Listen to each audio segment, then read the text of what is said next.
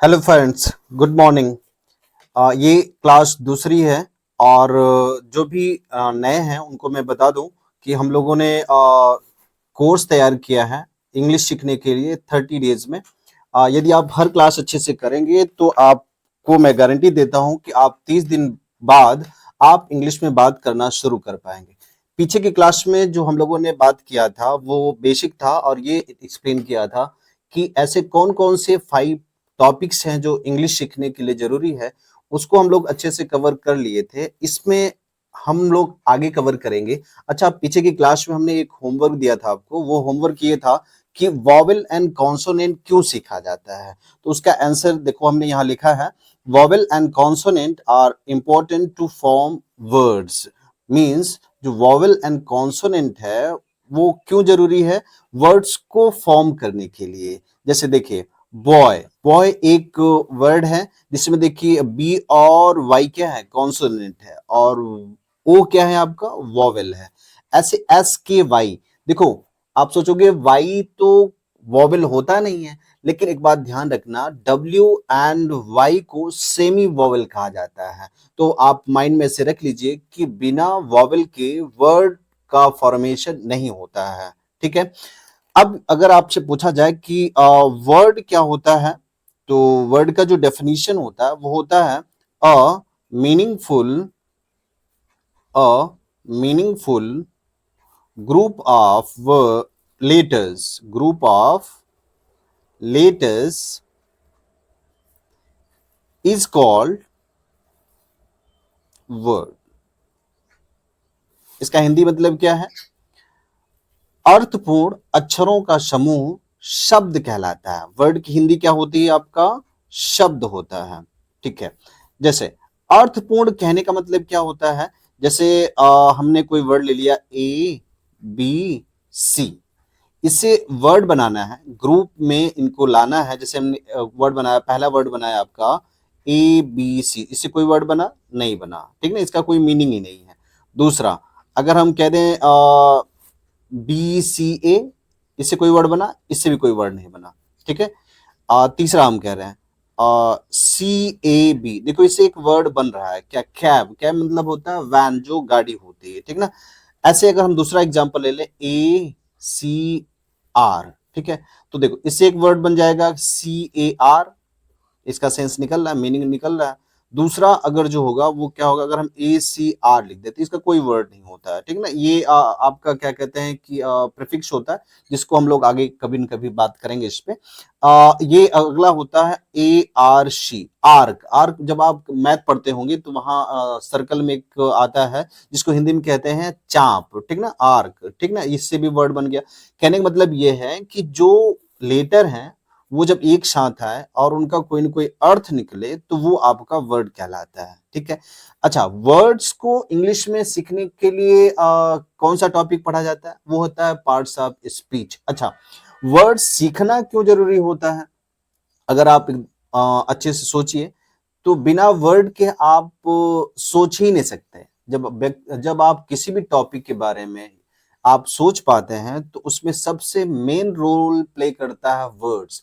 आप किसी वस्तु या कहीं किसी स्थान के बारे में तभी सोच पाएंगे जब आप उससे रिलेटेड वर्ड्स को जानते हैं। कभी कभी ऐसा होता है कि कोई सब्जेक्ट आपको टफ लगता है, तो उसका मेन बात होता है कि आप उसके जो मेन मेन वर्ड है उसको आप तैयार नहीं किए, तो वो सब्जेक्ट आपको क्या लगेगा, टफ। क्यों? उसको उसके बारे में आप सोच ही नहीं पाएंगे। इसलिए वर्ड सीखना बहुत ही जरूरी होता है। और ध्यान रखेंगे कि इंग्लिश में जो कुछ भी पढ़ते हो आप, ओवरऑल वो वर्ड्स ही तो है, ठीक ना। तो वर्ड किस में सीखा जाता है? Parts of speech. Parts of speech, ये पार्ट्स ऑफ स्पीच कितने होते हैं? पहला आपका होता है आपका नाउन। ओके, पहला आपका नाउन। दूसरा क्या होता है? प्रोनाउन। तीसरा क्या होता है? एडजेक्टिव।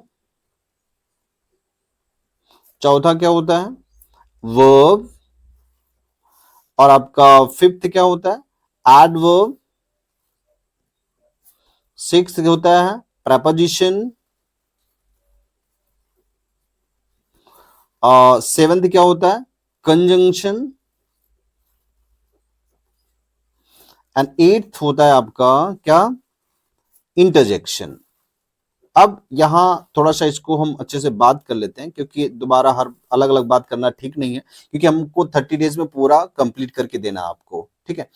तो जो नाउन होता है वो क्या होता है, इसको हिंदी में कहते हैं संज्ञा। हो सकता है आप इस नाम से न समझो इसको, इसको एक वर्ड में कहते हैं नेमिंग वर्ड। नेमिंग वर्ड कहने का मतलब ये होता है नाम वाले शब्द। नाम वाले शब्द मतलब आप एक बात माइंड करिए, जो भी इस दुनिया में है उसका कोई न कोई नाम जरूर है, ठीक ना। तो बिना नाम के उसको बुलाया ही नहीं जा सकता है, ठीक ना। तो जो भी इस दुनिया में वस्तु है जिसका जिसका आप नाम ले सकते हो वो सब के सब नाउन है, ठीक ना।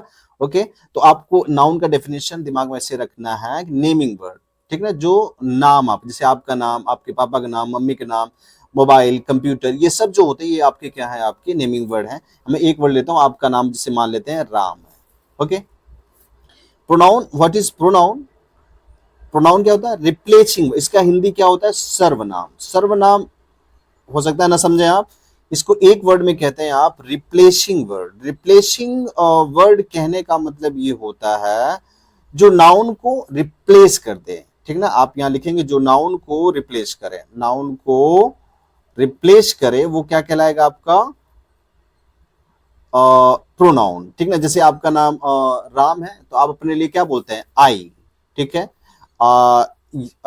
यू अपने लिए क्या बोलते हैं आप, सामने वाले के लिए क्या बोलते हैं आप, यू, शी, इट, ये सब क्या होते हैं आपके प्रोनाउन। एडजेक्टिव को एक वर्ड में आप कहते हैं क्वालिफाइंग वर्ड। क्या कहते हैं आप, क्वालिफाइंग वर्ड। क्वालिफाइंग वर्ड कहने का मतलब होता है जो नाउन प्रोनाउन की विशेषता बताता है। जैसे कि हम एक वर्ड लें बॉय, बॉय मीन्स क्या होता है, लड़का, तो उसके साथ कुछ उसकी क्वालिटी ऐड करके जिसे हम कहते हैं गुड बॉय, गुड बॉय, ठीक ना। तो बॉय क्या है आपका नाउन है, और ये जो गुड है क्या है आपका एडजेक्टिव है। दिमाग में रखेंगे कि जो एडजेक्टिव होता है 99% कहां होता है, नाउन के पहले होता है। ध्यान रखेंगे एडजेक्टिव। इसमें ध्यान, एक बात और ध्यान रखेंगे, जो ये आपका नाउन है ये बहुत इंपॉर्टेंट है, और दूसरा जो आपका है क्या कहते हैं वर्ब, ये बहुत इंपॉर्टेंट है। इसको आप मिस नहीं करिएगा, ये दोनों टॉपिक बहुत ही ज्यादा इंपॉर्टेंट है। वर्ब क्या होता है, एक्शन और स्टेट ऑफ बीइंग, एक्शन और स्टेट ऑफ बीइंग, ठीक ना। एक्शन वर्ब को कैसे समझेंगे आप, जैसे पढ़ना, लिखना, सोना, उठना, बैठना, जागना, ये सब क्या है आपकी एक्शन वर्ब है। स्टेट ऑफ बीइंग क्या करता है, ये टाइम शो करता है, और टाइम पढ़ने के लिए हम लोग क्या करेंगे, ऑक्सिलरी वर्ब होता है, जिसको हम लोग आगे जब वर्ब चैप्टर पढ़ेंगे तो बहुत अच्छे से कवर करेंगे। एडवर्ब थोड़ा सा टेढ़ा होता है, लेकिन अभी आप इसको डेफिनेशन के रूप में ऐसे रख लीजिए कि which modifies verb, adverb and adjective also. Adjective, you can write adjective. Okay, preposition, it is called in one word, that is relating word. What, relating word, relating word means what, संबंध बताने वाले शब्द, संबंध बताने वाले शब्द, ठीक। सब हम लोग पढ़ेंगे आगे, लेकिन अभी बस ये बस वर्ड्स के बारे में हम लोग बात कर रहे थे, इसलिए हमने कहा पार्ट्स ऑफ स्पीच जान जाइए आप। थोड़ा सा आप रिवीजन क्लास में अच्छा रहेगा, जब हम दोबारा पढ़ेंगे तो अच्छा हो जाएगा। कंजंक्शन एक वर्ड में क्या कहलाता है, ज्वाइनिंग वर्ड। क्या कहलाता है आपका, joining word. What is joining word, joining spelling गलत हो गया, JOINING। Okay, I will write it again, joining word मतलब संबंध बताने वाले, जैसे राम एंड श्याम, तो दोनों में संबंध कौन बता रहा है, एंड, तो ये क्या होगा आपका कंजंक्शन हुआ। इसको हम लोग आगे पढ़ेंगे।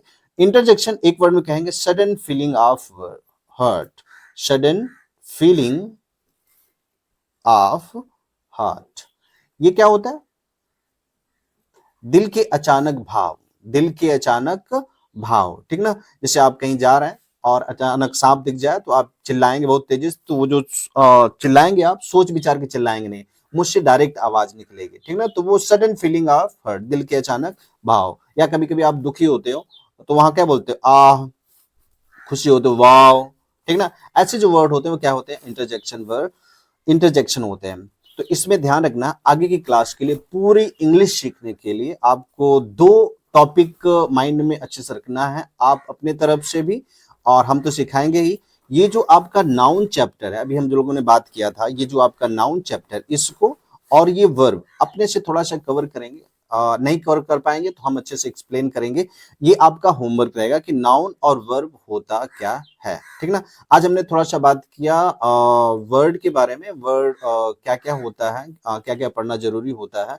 अगली क्लास में हम कुछ 20-30 इंपॉर्टेंट वर्ड्स डिस्क्राइब करेंगे या आप बोलेंगे कि जो इंग्लिश बोलने के लिए इंपॉर्टेंट है। Okay, meet you in next video. Thanks for watching.